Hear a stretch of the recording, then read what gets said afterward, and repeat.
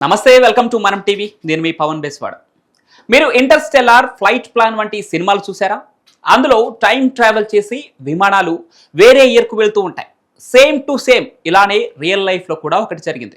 అది 1955 జూలై 2 ఒక సాధారణ రోజు. న్యూయార్క్లోని జాన్ ఎఫ్ కెనడీ ఎయిర్పోర్ట్లో పాన్ యాంగ్ ఫ్లైట్ 914 అనే విమానం రెడీ అవుతోంది. ఈ ఫ్లైట్ మయామికి వెళ్ళాలి. ఇది ఒక రెగ్యులర్ ట్రిప్. విమానంలో 57 మంది ప్రయాణికులు, 5 మంది క్రూ మెంబర్స్ కూడా ఉన్నారు. పైలట్ రాబర్ట్ లీ అనే సీనియర్ కెప్టెన్ కి ఇది చాలా అలవాటైన రూట్. ఇక ప్రయాణికుల్లో కొందరు ఫ్యామిలీస్, కొందరు బిజినెస్ ట్రావెలర్స్, ఇంకొందరు వెకేషన్ కి వెళ్తున్న జనాలు ఉన్నారు. విమానం ఒక పాత మోడల్ డగ్లస్ DC-4. అప్పట్లో బాగా పాపులర్. సరిగ్గా ఉదయం 9:55 విమానం టేకాఫ్ అయి ఆకాశంలోకి ఎగిరింది. విమానం air traffic control regular contact లో ఉంది. Pilot Robert all clear, weather good అని రేడియోలో చెప్పాడు. కానీ టేక్ ఆఫ్ అయిన కొన్ని గంటల్లోనే విమానం రాడార్ నుంచి మాయమైపోయింది. ఎటూ కనిపించలేదు. రేడియో సైలెంట్ అయిపోయింది. ఏటీసీ వాళ్ళు టెన్షన్లో పడిపోయారు. విమానం ఎక్కడికి పోయింది? క్రాష్ అయిందా? సముద్రంలో పడిపోయిందా అనేది ఎవరికీ తెలియదు. సెర్చ్ ఆపరేషన్ స్టార్ట్ అయ్యాయి. కానీ ఒక్క ఆధారం కూడా దొరకలేదు. ఫ్యామిలీస్ దుఃఖంలో మునిగిపోయాయి. కొన్ని కాన్స్పిరసీ థియరీస్ తప్ప ఈ ఫ్లైట్ గురించి ఎవరూ పెద్దగా మాట్లాడుకోలేదు. ఈ విమానం సముద్రంలో క్రాష్ అయి ఉంటుందని అందరూ అనుకుంటున్నారు. కానీ కట్ చేస్తే 37 ఏళ్ల తర్వాత 1992 మే 21న వెనిజులాలోని కారకాస్ ఎయిర్పోర్ట్లో ఒక వింత సంఘటన జరిగింది. ఆ రోజు ఎయిర్ ట్రాఫిక్ కంట్రోలర్ జువాన్ డీలా కోర్టే అనే వ్యక్తి డ్యూటీలో ఉన్నాడు. సాయంత్రం 6:30 రాడార్లో ఒక చిన్న డాట్ కనిపించింది. అది ఎక్కడి నుంచి వచ్చిందో ఎవరికీ తెలియదు. జువాన్ రేడియోలో కాంటాక్ట్ చేశాడు. ఇది కారకాస్ ఏటీసీ, నువ్వు ఎవరు, ఐడెంటిఫై చేయి అని అడిగాడు.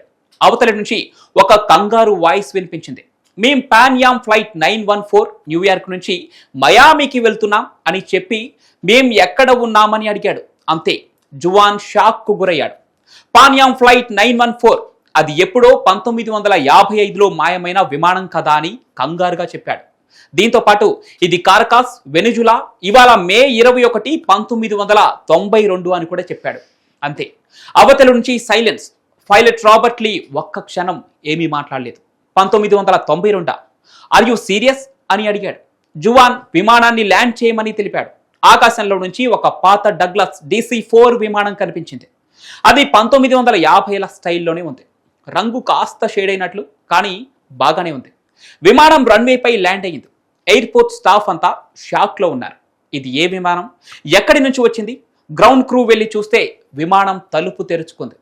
పైలట్ రాబర్ట్ లీ, క్రూ మెంబర్స్, ప్రయాణికులు అంతే బయటకు వచ్చారు. వాళ్ళంతా 1955లో ఉన్నట్లే కనిపించారు. వాళ్ళ డ్రెస్, హెయిర్ స్టైల్, బ్యాగ్స్ అన్నీ పాత కాలానివే. ఒక ప్రయాణికుడు జువాన్ని చూసి మీ మయామికి వెళ్తున్నాం, ఇది ఏ ఎయిర్పోర్ట్ అని అడిగాడు. జువాన్ వాళ్ళకి డేట్ చెప్పాడు, 1992 అని. ప్రయాణికులు, క్రూ అంతా ఒక్కసారిగా ఆశ్చర్యపోయారు. పైలట్ రాబర్ట్ కంట్రోల్ టవర్తో మాట్లాడుతూ, మాకు ఏం జరిగిందో తెలియదు. మేము టేక్ ఆఫ్ అయ్యాక కొన్ని గంటల్లోనే ఇక్కడ ల్యాండ్ అయ్యాం. మా వాచ్లు ఇంకా 1955 టైంనే చూపిస్తున్నాయని చెప్పాడు. ప్రయాణికులు చెప్పిన కథ ప్రకారం వాళ్ళు టేక్ ఆఫ్ అయిన కొద్దిసేపటికే ఒక వింత ఫాగ్ లోకి వెళ్ళారు. ఆ ఫాగ్ చాలా డెన్స్ గా ఉంది. రేడియో కాంటాక్ట్ కట్ అయిపోయింది. విమానం కాస్త షేక్ అయినట్లు అనిపించింది, కానీ క్రాష్ అవ్వలేదు. వాళ్ళకి అది కొన్ని గంటల ట్రిప్లా అనిపించింది. కానీ బయట 37 ఏళ్లు గడిచిపోయాయి.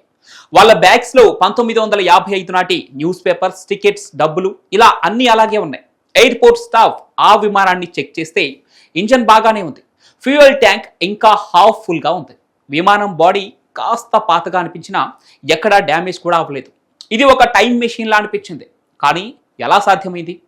ఎయిర్పోర్ట్ వాళ్ళు ఈ విషయాన్ని అధికారులకు చెప్పారు, కానీ ఎవరూ నమ్మలేదు.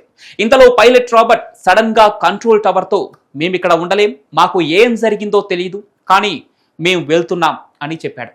జువాన్ వెయిట్ వెయిట్ అని అరిచాడు. కానీ విమానం తలుపులు మూసుకున్నాయి. గ్రౌండ్ క్రూ వాళ్ళు దగ్గరకు వెళ్తూ ఉండగానే విమానం రన్వేపై రన్ అవుతూ టేక్ ఆఫ్ అయిపోయింది.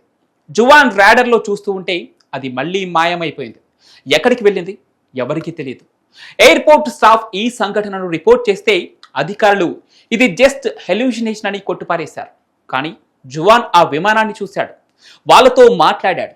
ఒక జువాన్ మాత్రమే కాదు, కారకాస్ ఎయిర్పోర్ట్లో ఉన్న సిబ్బంది కూడా ఆ విమానాన్ని చూశారు. తర్వాత రోజు Juan radar recordings, radio contact audio check తీశాడు. కానీ అవన్నీ సరిగ్గా రికార్డ్ చేయలేదు. దీంతో ఈ స్టోరీ అలా మిస్టరీగా మిగిలిపోయింది. ఇక ఈ విమానంపై 1992లో వార్తాపత్రికలలో కూడా పలు కథనాలు వెలువడ్డాయి. మరి కారకాస్లో టేకాఫ్ అయిన ఈ విమానం ఎక్కడికి వెళ్ళి ఉంటుంది? తిరిగి 1955కు వెళ్ళిందా, లేదా మరింత భవిష్యత్తులోకి వెళ్ళిందా అనేది మాత్రం ఎవరికీ తెలియని మిస్టరీగానే మిగిలిపోయింది. మరి పాన్యామ్ ఫ్లైట్ 914 ఎక్కడికి వెళ్ళి ఉంటుందని దానిపై మీ అభిప్రాయం ఏంటో కామెంట్ల రూపంలో తెలియజేయండి. ఈ వీడియో నచ్చితే లైక్ చేసి షేర్ చేయండి. ఇలాంటి మిస్టరీ వీడియోస్ కోసం మనం టీవీని సబ్స్క్రైబ్ చేసుకోండి.